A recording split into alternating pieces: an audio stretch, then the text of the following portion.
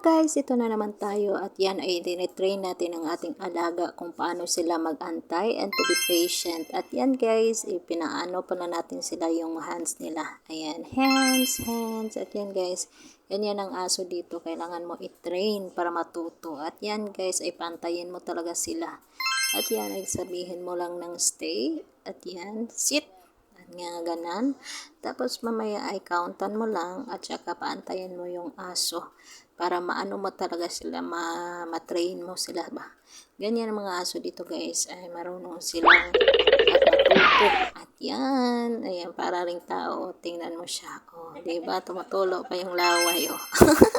At yan guys, para maamo mo yung ano mo, yung aso mo, ayan, i-feed mo lang siya, lagyan mo lang siya ng pagkain. At yan na guys, yan na kadali ang pag-ano ng aso dito. Kaya thank you for watching guys. At yan, sa mga gustong mag-apply dito sa Hong Kong, mostly talaga ay may mga amo talaga na may mga aso.